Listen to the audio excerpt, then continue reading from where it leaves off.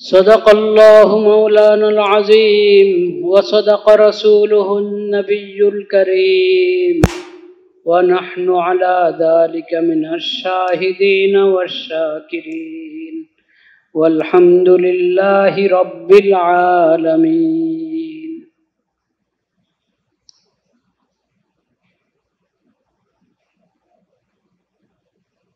আল্লাহ রব্বুল আলামিন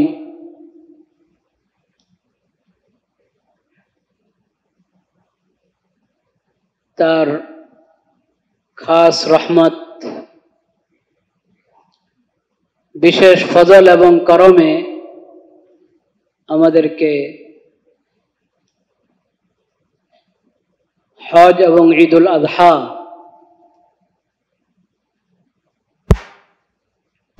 এই দুই বড় ইবাদত, এই দুই বড় নেয়ামত দান করেছেন।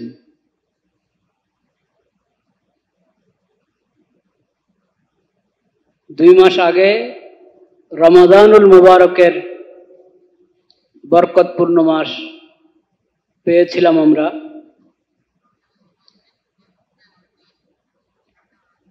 এর পরপরই সম্মানিত 4 মাস শুরু হয়েছে, শাওয়াল, যুলকাদা, যুলহজ, মুহররম এবং রজব। শাওয়ালের পরেই যুলকাদা, যুলকাদা হলো সম্মানিত 4 মাসের প্রথম মাস। তারপরে যুলহজ, এটিও সম্মানিত 4 মাসের একটি, মুহররম সম্মানিত 4 মাসের একটি, রজব সম্মানিত 4 মাসের একটি। যুলহজের মধ্যে আবার হজের মতো বড় ইবাদত এবং কুরবানির ইবাদত। এই সব ইবাদতের যেই শিক্ষা, তার মধ্যে সব জায়গায় তাকওয়া এর কথা আছে। রমজানেরও বড় শিক্ষা তাকওয়া, হজের শিক্ষাগুলোর মধ্যেও অন্যতম তাকওয়া, কুরবানির শিক্ষাগুলোর মধ্যেও অন্যতম তাকওয়া।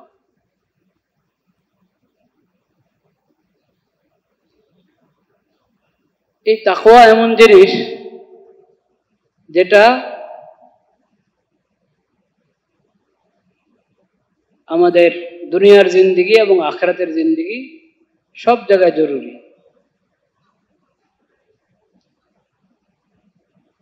সব জায়গায় তাকওয়ার জরুরত, দুনিয়াতেও আখিরাতেও। দুনিয়াতে যদি সফলতা চাই তাও তাকওয়া দরকার, শান্তি চাই তাকওয়া দরকার, আর কবর থেকে নিয়ে আখিরাতের পুরো জীবন, যেটার শুরু আছে শেষ নাই, সেখানেও যদি আমি শান্তি চাই তাহলে তাকওয়া দরকার। এজন্য আল্লাহ রাব্বুল আলামিন তাকওয়ার কথা আমাদেরকে সব জায়গায় স্মরণ করিয়ে দেন এবং আমাদের ইবাদতগুলো তাকওয়া সাথে যুক্ত। সিয়ামের মধ্যে আল্লাহ বলেছেন লাআল্লাকুম তাত্তাকুন, এই সিয়ামের মাধ্যমে তোমরা মুত্তাকি হবে।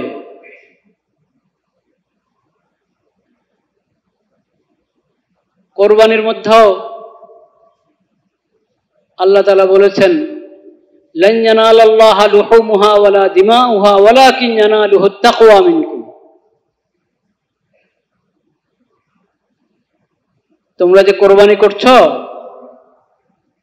কোরবানির পশুর গোশত, মাংস, রক্ত, এগুলো তো আল্লাহর কাছে পুষবে না।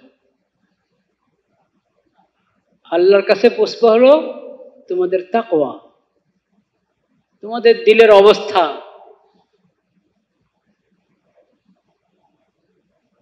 তোমাদের আমলের অবস্থা, ওটা আল্লাহর কাছে পুষবে।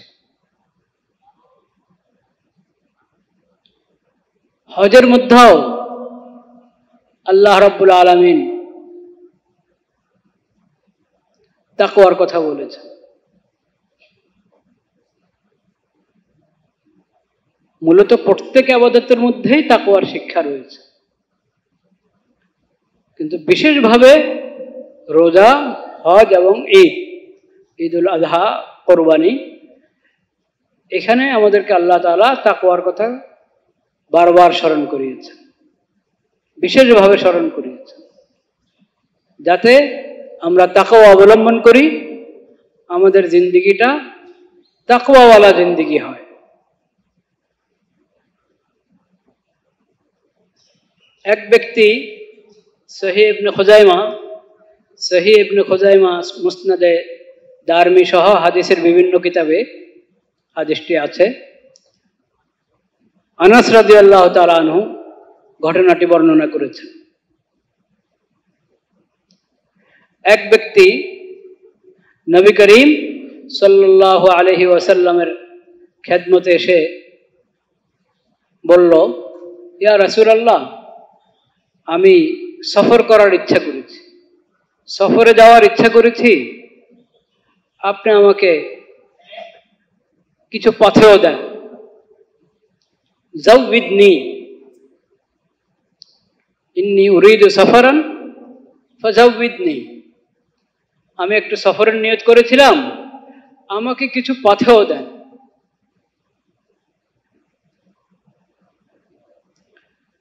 নবী করিম সাল্লাল্লাহু আলাইহি ওয়াসাল্লাম তাকে বলেছেন, ফি হিফজিল্লাহি ওয়া কানাফি, ফি হিফজিল্লাহি ওয়া কানাফি, তোমাকে আল্লাহর হাওয়ালা করলাম, তুমি আল্লাহর হেফাজতে থাকো, আল্লাহর আশ্রয়তে থাকো, তোমাকে আল্লাহর হাওয়ালা করলাম।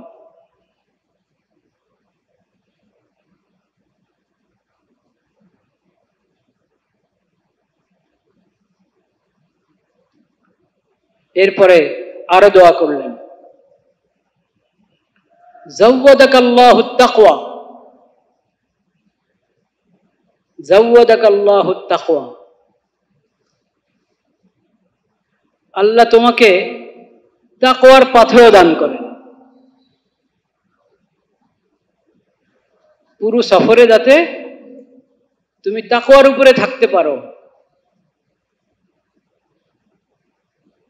তাকওয়াটাই তোমার পথেও হোক, আল্লাহ তাকওয়াটাকে তোমার পথেও বানিয়ে দেন। যাওয়াদাকাল্লাহুত তাকওয়া।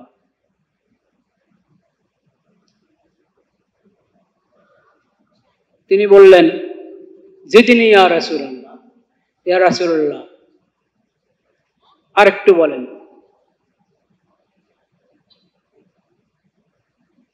নবী করিম সাল্লাল্লাহু আলাইহি সাল্লাম বলেছেন, গাফারা লাকা যামবাক, আল্লাহ তোমার গুনাহ ক্ষমা করে দেন, আল্লাহ তোমার গুনাহগুলো ক্ষমা করে দেন। তিনি আরো দোয়া চাইলেন। নবী করিম সাল্লাল্লাহু আলাইহি সাল্লাম বলেছেন, ইয়াসসারা লাকাল খায়রা হাইসু মা কুনতা, ইয়াসসারা লাকাল খায়রা হাইসু মা কুনতা, তুমি যেখানেই থাকো, যেখানে যাও, আল্লাহ তোমার জন্য সমস্ত কল্যাণ সহজ করে দেন।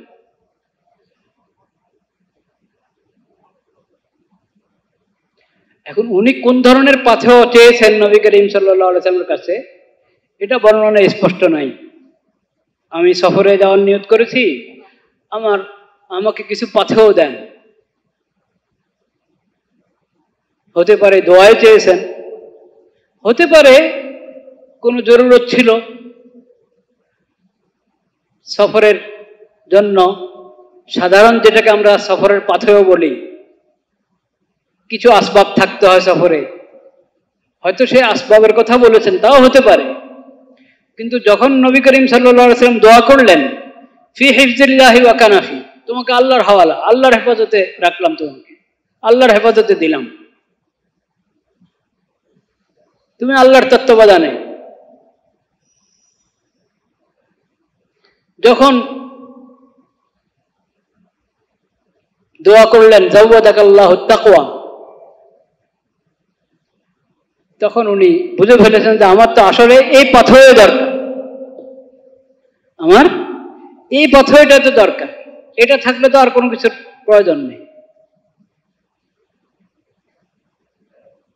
সেজন্য উনি বলেছেন জিদনি ইয়া রাসূলুল্লাহ, আমাকে আরো আরো দোয়া দেন, আরো বলেন। বলেছেন গাফারা লাকা যামবাক, আল্লাহ তোমার গুনাহ খাতা মাফ করে দেন। এরপরে বলেছেন ইয়াসসারা লাকাল খায়র, আরো যখন উনি চেয়েছেন ইয়াসসারা লাকাল খায়রা হাইসু মা কুনতুম, তুমি যেখানে যাবে আল্লাহ তোমার জন্য সমস্ত কল্যাণ আসান করে দেন। এটা একটা দোয়া।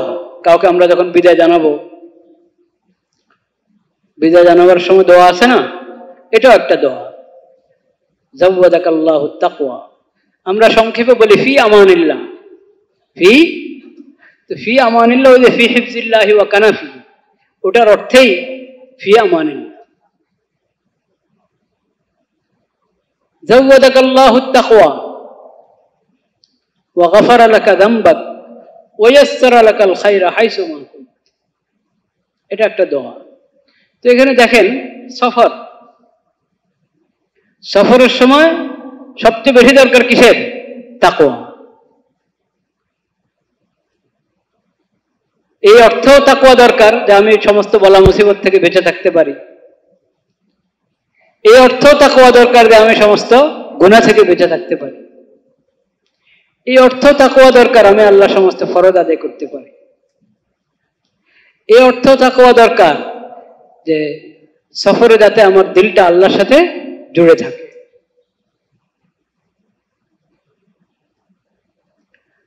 আর এই সফরে যদি এক জায়গা থেকে আরেক জায়গায় সফরে যাচ্ছি, আমার বাড়ি থেকে আমার অবস্থান যেখানে সেখান থেকে কাছে বা দূরে কোথাও সফরে যাচ্ছি, এই সফরে যদি আমার তাকওয়ার প্রয়োজন হয়, তাহলে আমার সবচেয়ে বড় সফর, সবচেয়ে বড় সফর কোনটা? আখিরাতের সফর। কিসের? আখিরাতের সফর। সেই সফরের জন্য আমার তাকওয়ার প্রয়োজন হবে না? আখিরাতের সফরের জন্য তাকওয়ার দরকার হবে না? দরকার। ইয়া আইয়ুহাল্লাযীনা আমানুত্তাকুল্লাহ হাক্কা তুকাতিহ, হে মুমিনগণ, আল্লাহ তাআলা বলছেন হে মুমিনগণ, তোমরা আল্লাহকে ভয় করো,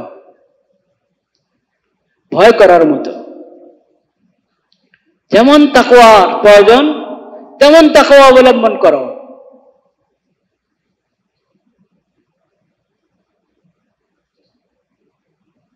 আল্লাহর প্রতি মুহাব্বত এবং আল্লাহর নেয়ামতের কথা স্মরণ করে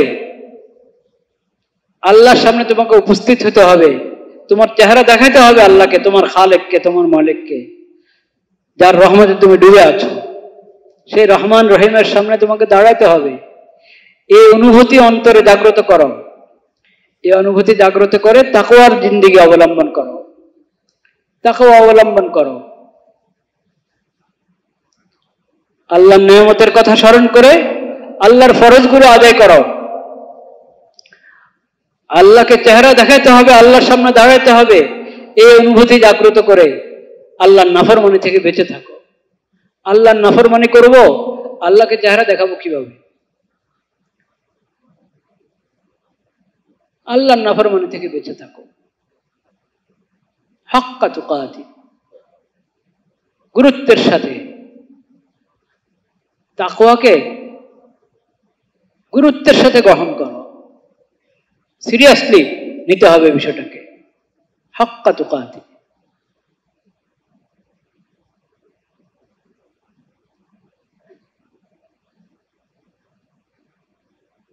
ওয়ালা তামুতুন্না ইল্লা ওয়া আনতুম মুসলিমুন, আল্লাহর সকল বিধানের সামনে পুরো আত্মসমর্পণ করো মৃত্যুর আগে আগে। ইসলামকে পরিপূর্ণভাবে গ্রহণ করার আগে মরবে না। মরা কি আমার হাতে আছে? হ্যাঁ, মৃত্যুকে কি আমি পিছাতে পারবো? পিছাতে পারবো না। আল্লাহ বলছেন তুমি মরবে না যতক্ষণ না ইসলামকে পরিপূর্ণভাবে গ্রহণ করবে, আল্লাহর সকল বিধানের সামনে পরিপূর্ণ আত্মসমর্পণ করে পুরা মুসলিম হয়ে তারপরে মরো, এর আগে মরবে না। আল্লাহ জানেন, আমরাও বুঝি যে মৃত্যু আমার হাতে না, মৃত্যু কার হাতে? আল্লাহ। আল্লাহ বলতে চাচ্ছেন যেহেতু মৃত্যু তোমার হাতে নাই, মৃত্যু পিছানোর অধিকার নাই, ক্ষমতা তোমার নাই, কাজে তাকওয়া অবলম্বন করতে দেরি করবে না। ইসলামের বিধানগুলো মেনে নিতে, ইসলামের বিধানের সামনে আত্মসমর্পণ করতে দেরি করবে না। নগদ নিজেকে নগদ ইসলাহ করো, নিজের সংশোধন নগদ করো, তওবা নগদ করো। কোন ফরজ আমলের ব্যাপারে তোমার ত্রুটি, এই ত্রুটি নগদ ইসলাহ করো, এখনই শুরু করো। নামাজ সবচেয়ে বড় ফরজ, আচ্ছা ধরবো নি, আস্তে আস্তে ধরবে, নামাজ আস্তে আস্তে ধরবে। আর নামাজ আস্তে আস্তে ধরার বিষয়? কালিমার পরে সবচেয়ে বড় ফরজ হলো নামাজ। কবে ধরবে তুমি নামাজ? এখন শুরু করো, এখন শুরু করো। এই যখনই মনে আসলো আরে আমি নামাজ আদায় করি না, আল্লাহর ফরজ, বস এরপর থেকে একটা নামাজও, এক ওয়াক্ত নামাজও যাতে তোমার কাদা না হয়, এখনই শুরু করো। এবং নিয়মিত আদায় করো নামাজ, সুন্দর মতো আদায় করো। কোন নামাজ কাদা করবে না, ইচ্ছা করে তো বাদ দিবেই না, অনিচ্ছায় যত কাদা না হয় সেজন্য সতর্ক থাকবে। বিশেষ কোনো ওজরে বেখেয়ালিতে কাদা হয়ে গেলে সেটা আবার ফেলে রাখবে না, কাদা শেষ করো, এখনই করে নাও, কাদা আদায় করে নাও।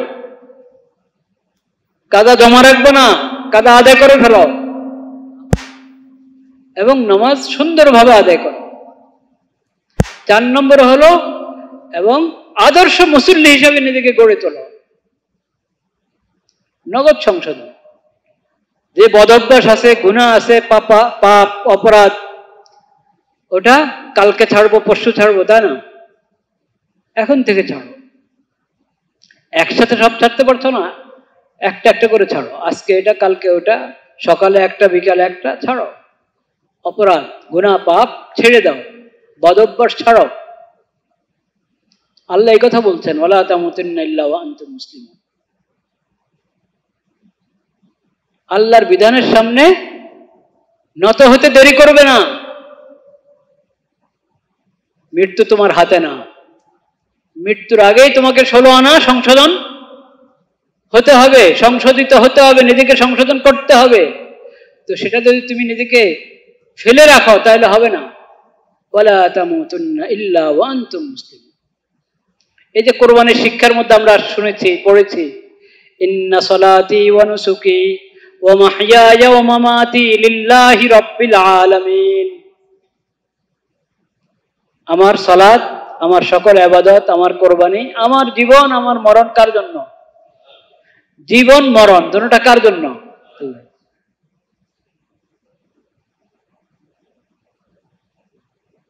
তো জীবন আল্লাহর জন্য কিভাবে? আমার জীবনটা পরিচালিত হবে আল্লাহর বিধান মোতাবেক, শরীয়তের আহকাম মোতাবেক আমার জীবনটা পরিচালিত হবে। এটাই অর্থ হলো আমার জীবন কার জন্য? আল্লাহর জন্য। আমার মরণ কার জন্য? আল্লাহর জন্য। মৃত্যুর আগ মুহূর্ত পর্যন্ত ঈমানের উপরে মজবুত থাকতে হবে, তাকওয়ার উপরে মজবুত থাকতে হবে। ইন্নাল্লাযীনা ক্বালু রাব্বুনাল্লাহ সুম্মা ইসতাকামু, একবারে মৃত্যু পর্যন্ত। সেজন্য আমরা কি দোয়া করি? কি দোয়া শিখিয়েছেন আল্লাহ তাআলা আমাদেরকে? সাহাবায়ে কেরাম কি দোয়া করতেন? সাহাবায়ে কেরামের দোয়া আল্লাহ কোরআনে উদ্ধৃত করে দিয়েছেন। রব্বানা ইন্নানা সামি'না মুনাদিয়ান ইউনাদি লিল ঈমান আন আমিনু বিরাব্বিকুম ফাআমান্না রব্বানা ফাগফির লানা যুনুবানা ওয়া কাফির আন্না সাইয়্যাতিনা ওয়া তাওয়াফফানা মা'আল আবরার।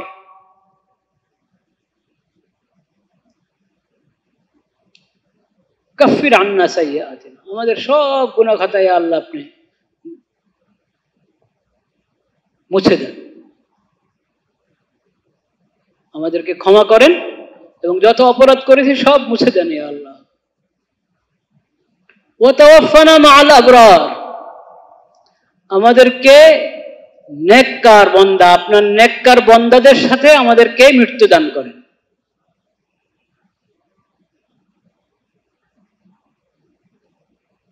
আমার যখন মওত আসবে তখনও যাতে আমি আপনার নেককার বান্দাদের আশেপাশে থাকি। আল্লাহ নবী কি দোয়া করেছিলেন? ইউসুফ আলাইহিস সালাম, হযরত ইউসুফ আলাইহিস সালাম কি দোয়া করেছিলেন? তাওয়াফানি মুসলিমান ওয়া আলহিকনি বিস-সালিহিন, আল্লাহ আমার মওত যাতে এই অবস্থায় আসে আমি মুসলিম, আপনি আপনার সব বিধানের সামনে আত্মসমর্পণকারী, এই অবস্থায় যাতে আমার মৃত্যু আসে। ওয়া আলহিকনি বিস-সালিহিন, আপনার নেক বান্দাদের সাথে আল্লাহ আমাকে যুক্ত করে দেন। তা আমার মরণ আল্লাহর জন্য, মানে যখন মরবো মৃত্যু আসবে এই অবস্থায়, ঈমানের অবস্থায়, তাকওয়ার অবস্থায়, কালিমার হালাতে লা ইলাহা ইল্লাল্লাহ মুহাম্মাদুর রাসূলুল্লাহ, আশহাদু আল্লা ইলাহা ইল্লাল্লাহ ওয়াহদাহু লা শারীকা লাহু ওয়া আশহাদু আন্না মুহাম্মাদান আবদুহু ওয়া রাসূলুহু।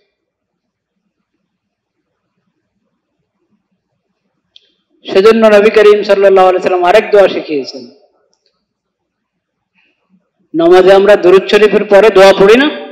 একটা দোয়া তো সবাই জানি, পড়ি, আল্লাহুম্মা ইন্নী যালামতু নাফসি যুলমান কাসীরা ফাগফিরলি ফাইন্নাহু লা ইয়াগফিরুয যুনুবা ইল্লা ওয়া লা ইয়াগফিরুয যুনুবা ইল্লা আনতা ফাগফিরলি ফাইন্নাহু লা ইয়াগফিরুয যুনুব, কি হলো? মাগফিরাতাম মিন ইনদিক ওয়ারহামনি ইন্নাকা আনতাল গফুরুর রহিম। এই দোয়া পড়ে আমরা। আরো দোয়া আছে, এই সময় পড়ার মতো আরো দোয়া আছে। যে কোনো দোয়া পড়তে পারেন, অনেকগুলো একসাথেও পড়তে পারেন। আরেকটা দোয়া নামাজের সালামের আগে পড়ার মতো আরেকটা দোয়া হলো আল্লাহুম্মা ইন্নী আউযু বিকা মিন আযাবিল কবর ওয়া আযাবিন নার, আল্লাহ আমি আপনার কাছে কবরের আযাব থেকে আশ্রয় গ্রহণ করি, আমি কবরের আযাব থেকে আপনার আশ্রয় গ্রহণ করি, ওয়া আযাবিন নার, দোজখের আযাব থেকে আপনার আশ্রয় গ্রহণ করি, ওয়া আউযু বিকা মিন ফিতনাতিল মাহইয়া ওয়াল মামাত, আমি আরো আশ্রয় গ্রহণ করি হায়াতের ফিতনা থেকে এবং মওতের ফিতনা থেকে। জীবনের ফিতনা, মরণের ফিতনা। জীবনের ফিতনা, আমার জীবদ্দশায় এমন পরিস্থিতির আমি শিকার হয়ে গেলাম, আল্লাহর নাফরমানি করে ফেলতে হলো, গুনাহ হয়ে গেল, শয়তানের ধোঁকায় পড়ে, নফসের ধোঁকায় পড়ে, পরিবেশ পরিস্থিতির কারণে প্রভাবিত হয়ে গুনাহ করে ফেললাম। এটার চেয়ে বড় ফিতনা আর কি হতে পারে? জীবনের ফিতনা হলো আল্লাহর নাফরমানিতে পড়ে যাওয়া, এটা জীবনের সবচেয়ে বড় ফিতনা। কোনো বলা মুসিবত আসা সেটাও ফিতনা, কিন্তু গুনাহ করে ফেলা, আল্লাহর ফরজ ছুটে গেল, আল্লাহর ফরজ আদায় করতে পারলাম না, গুনাহ হয়ে গেল আমার দ্বারায়, এটা ফিতনা। তা আমি আল্লাহর কাছে বলছি, আল্লাহ আউযু বিকা মিন ফিতনাতিল মাহইয়া ওয়াল মামাত, জীবনের ফিতনা থেকে আমাকে আপনার আশ্রয় দান করেন। ওয়াল মামাত, মরণের ফিতনা। মরণ পর্যন্ত আমি ঈমানের উপরে মজবুত থাকতে পারলাম না, মরণ পর্যন্ত, মৃত্যু আসা পর্যন্ত আমি তাকওয়ার উপরে মজবুত থাকতে পারলাম না, এটার চেয়ে বড় ফিতনা আর কি হতে পারে?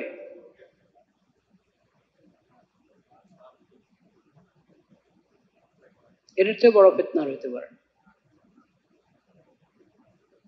মৃত্যু পর্যন্ত আকীদা মজবুত থাকা, ঈমান মজবুত থাকা, আল্লাহর বিধানের উপরে স্থির থাকা, নবীর তরিকার উপরে মজবুত থাকা, এটা মুমিন চায়, এটা মুমিনের দায়িত্ব এবং মুমিনের ফরজ। কিন্তু যদি ফিতনা পড়ে গেল তাহলে কত বড় মুসিবত।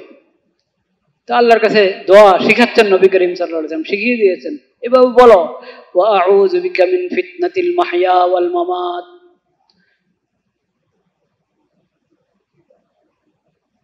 আর ওয়া আউযু বিকা মিন ফিতনাতিল মাসীহিদ দাজ্জাল,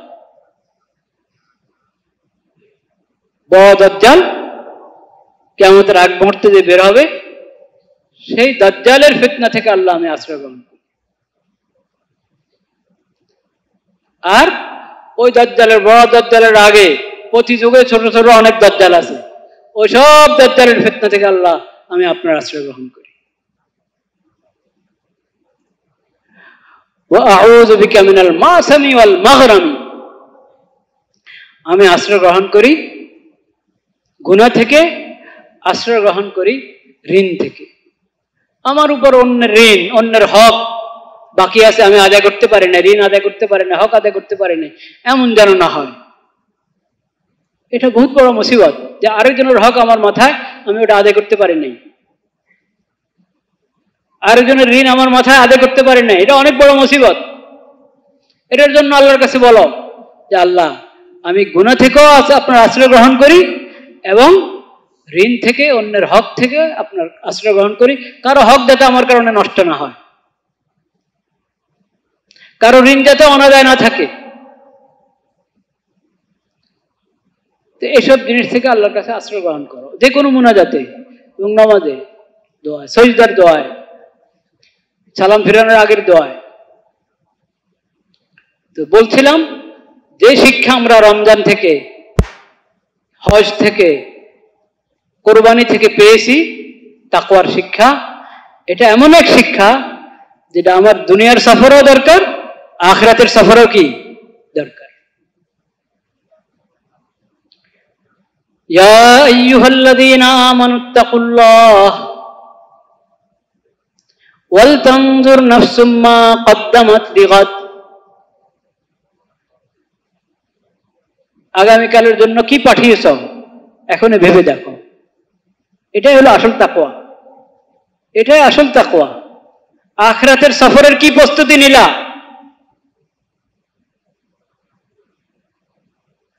তো এই তাকওয়াকে রমজান মাসের জন্য ফেলে রাখলে হবে না, ঈদুল আজহার দিনের জন্য ফেলে রাখলে হবে না, যে কয়দিন হজে ছিলাম বাস ওই কয়দিনের জন্য ফেলে রাখলে হবে না।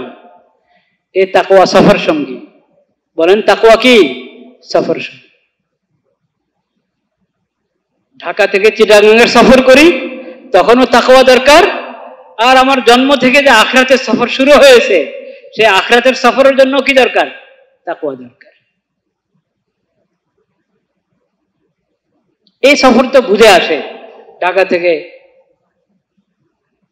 কোনো জায়গায় রওনা হলাম, রংপুর যাচ্ছি, দেশের বাইরে যাচ্ছি, এটা নিজের কাছে মনে হয় সফরে যাচ্ছি না, কিন্তু যে সফরটা আসল সফর ওটা তো চলমান। ওটা কি? ওয়া ইন্না লাফিদ দুনিয়া কারাকবি সাফিনাতিন, হ্যাঁ, ওয়া ইন্না লাফিদ দুনিয়া কারাকবি সাফিনাতিন নাযুন্নু ওকুফান ওয়া জামানু বিনা ইয়াজরি। এই কবিতা আরবিতে না শুধু, এটা সব ভাষায় কবিতা আছে, সব ভাষায় কবিতা আছে। দুনিয়াতে আমাদের হালাত কি? আমরা কোনো নৌকায় আছি, লঞ্চে আছি, স্টিমারে, জাহাজে আছি। নাযুন্নু ওকুফান, নাযুন্নু ওকুফান ওয়া জামানু বিনা ইয়াজরি। নৌকায় বসে থাকলে মনে হয় নাকি আমরা যাচ্ছি? মনে হয় যাচ্ছি? বসে আছি, নৌকায় বসে আছি।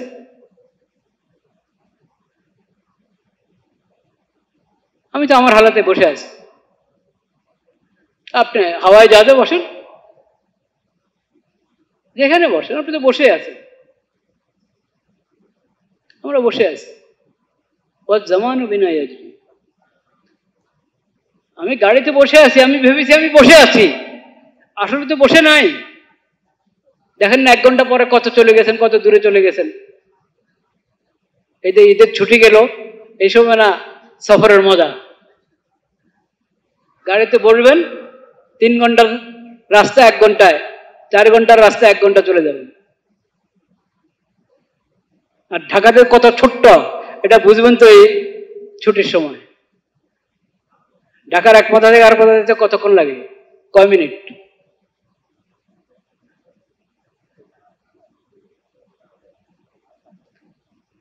তা আমি তো বসে আছি, কিন্তু আসলে চলছি। ঠিক দুনিয়াতেও আমাদের হালাতটা এমন। আমরা ভাবি না যে আমার আখিরাত ঘনাচ্ছে, আমরা ভাবি হলো আমার বয়স বাড়ছে। আমার বয়স কি বাড়ছে, 5 বছর, 6 বছর, 10, এখন 30, এখন 40, 50 বাড়ছে। বয়স বাড়ছে না কমছে? বাড়ছে যেমন ঠিক, কমছে এই কথাও কি ঠিক। বয়স বাড়ছে এই কথাও ঠিক, বয়স কমছে এই কথাও কি ঠিক। 60 বছর হায়াত নিয়ে আসলে আমার আর কয় বছর বাকি? 70 বছর হায়াত নিয়ে আসা থাকলে যখন আমার বয়স 50, তো আর 20 বছর বাকি, তাহলে 50 বছর কমে গেছে। আমি তো ভেবেছি বয়স বেড়েছে, 50 বছর হয়ে গেছে আমার। 50 বছর হয়ে গেছে কথা ঠিক, কিন্তু 50 বছর কমেছে এটা এর চেয়ে আরো বেশি ঠিক। আরো বড় বাস্তবতা হলো 50 বছর কি কমে গেছে আমার হায়াতে। তো এই যে সফর আমরা টের পাই না, আখিরাতের সফর, কবরের দিকে যে সফর চলছে, এই সফর টের পাওয়া যায় না। ওটার জন্য নিজেকে জাগ্রত করতে হয়, নিজেকে জাগ্রত করতে হয়। দাড়ি সাদা হলে দাড়ির দিকে তাকাইতে হয়,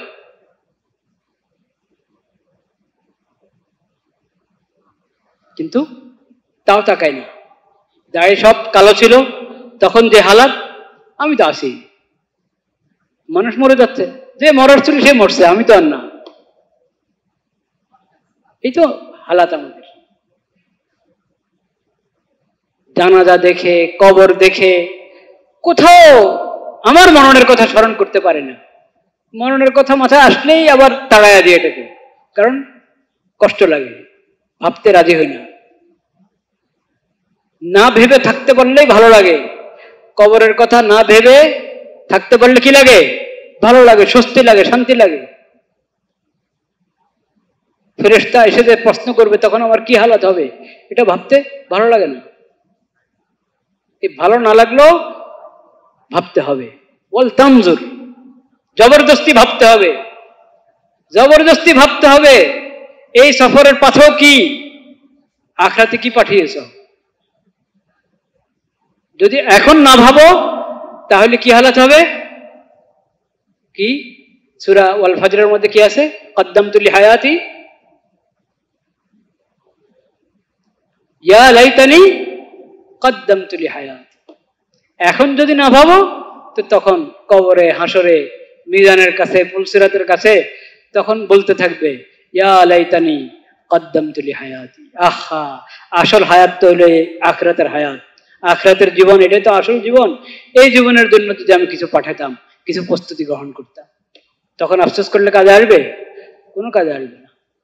তো আল্লাহ বলছেন এখন এটা ভাবো, আল তানজুর নাফসুন মা কদ্দামাত লিগাদ, মা কদ্দামাত লিগাদ, একই শব্দ কদ্দামা, ওখান থেকে কদ্দামতু লিহায়াতি।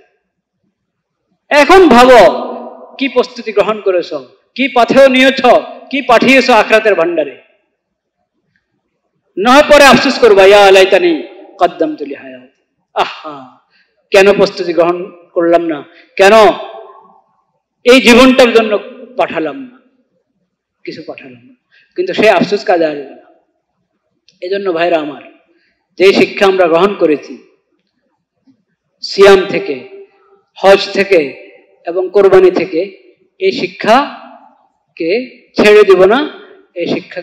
এই শিক্ষা ধারণ করব, ধরে রাখব, এবং এটা আমাদের দুনিয়ার সফর সঙ্গী, আখিরাতের সফর সঙ্গী।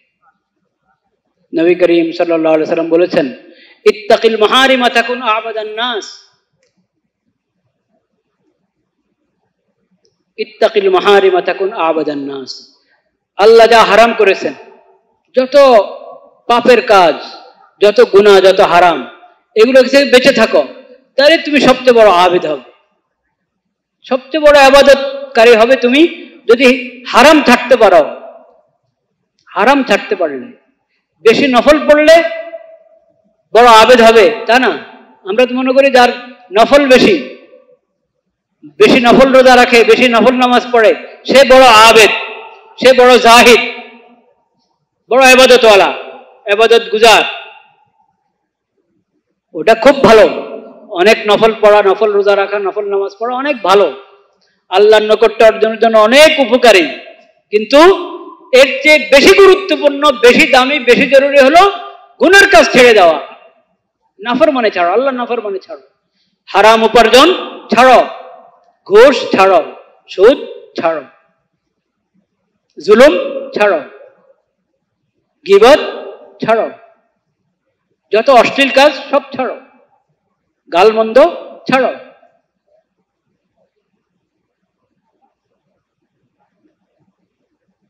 যত চারিত্রিক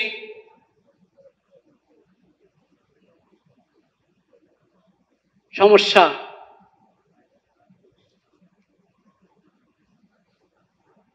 যত চারিত্রিক বেহায়াপনা ও সব কিছু থেকে দূরে থাকো।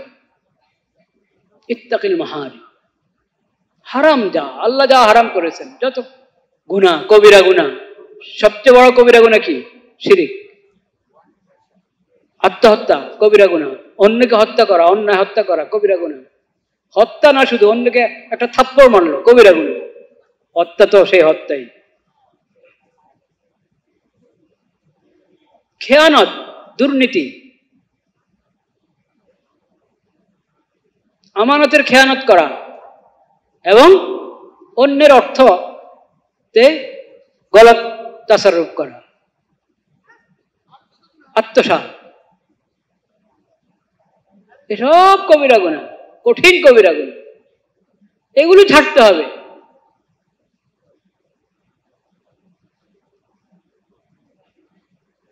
ডিউটি যথাযথ আদায় করলাম না, কবিরা গুনাহ কিনা? কবিরা গুনাহ। তুমি যদি আবেদ হইতে চাও, ইবাদত গুজার বান্দা হইতে চাও, প্রথম কাজ যত হারাম সব ছাড়ো, সব ছাড়ো। আল্লাহর ফরজ আদায় করো এবং হারাম ছাড়ো। আল্লাহর নৈকট্য অর্জনের সবচেয়ে বড় মাধ্যম আল্লাহর ফরজ আদায় করা এবং আল্লাহ যা হারাম করেছেন তা ত্যাগ করা। তাইলে তুমি আবেদ হইতে পারবে। কিন্তু ওগুলোর ব্যাপারে যত্নবান না হয়ে ছোট ছোট আমল দিয়েই তুমি, ছোট ছোট আমল অনেক গুরুত্বপূর্ণ। নেক কাজ ছোট হলেও ছাড়বো না, গুনার কাজ ছোট হলেও করবো না, এটা হলো মুমিনের নীতি। কিন্তু শুধু ছোটগুলাই করব, ফরজ আদায় করবো না, শুধু সগীরা গুনাহ থেকে বেঁচে থাকবো, কবিরা গুনাহ থেকে বেঁচে থাকবো না, তাহলে কাজ হবে? হবে না। ইত্তাকিল মাহারিম তাকুন আবেদান। আল্লাহ যা ফরজ করেছেন তা আদায় করো, আল্লাহ যা হারাম করেছেন ওটা থেকে বেঁচে থাকো, তাহলে তুমি সবচেয়ে বড় আবেদ হবে। ওয়ারদা বিমা কাসামাল্লাহু লাক তাকুন আগনান নাস ওয়া আহসিন ইলা জারিকা তাকুন মুমিনা ওয়া আহিব্বা লিন-নাসি মা তুহিব্বু লিনাফসিক তাকুন মুসলিমা ওয়া লা তুকসিরিজ যিহকা ফা ইন্না কাসরাতা যিহকা তুমিতুল কলব। ইনশাআল্লাহ এই হাদিসের বাকি অংশ আল্লাহ হায়াত রাখলে পরে বলা হবে। এবং যেহেতু আলোচনা শুরু হয়েছে তাকওয়া সম্পর্কে, আমরা আজকে বুঝতে পারলাম, আমরা এমনও বুঝি, আজকের আলোচনা থেকে হয়তো আরো স্পষ্ট হয়েছে যে তাকওয়ার জিন্দেগি অবলম্বন করতে হলে সবচেয়ে বড় কাজ কি? ঈমানের পরে, ঈমানের পরে সবচেয়ে বড় কাজ আল্লাহ যা ফরজ করেছেন তা আদায় করা, আল্লাহ যা হারাম করেছেন ওটা থেকে কি? বেঁচে থাকা। তাইলে আমাদের জানা দরকার কিনা আল্লাহ কি কি ফরজ করেছেন, এবং জানা দরকার কিনা আল্লাহ কি কি হারাম করেছেন। হ্যাঁ, তো আল্লাহ কোরআনে কি কি ফরজ করেছেন, নবীর মাধ্যমে, নবী করিম সাল্লাল্লাহু আলাইহি ওয়াসাল্লামের মাধ্যমে হাদিস শরীফে আল্লাহ কি ফরজ করেছেন, আল্লাহ কোরআনের মধ্যে কি হারাম করেছেন, নবীর মাধ্যমে আল্লাহ হাদিসে কি হারাম করেছেন, এই সম্পর্কে আমরা জানা দরকার কিনা। আল্লাহ যদি হায়াতে রাখেন আগামী জুমা থেকে এই বিষয়ে আলোচনা শুরু হবে ইনশাআল্লাহ। ওয়া আখিরু দাওয়ানা আলহামদুলিল্লাহি রাব্বিল আলামিন।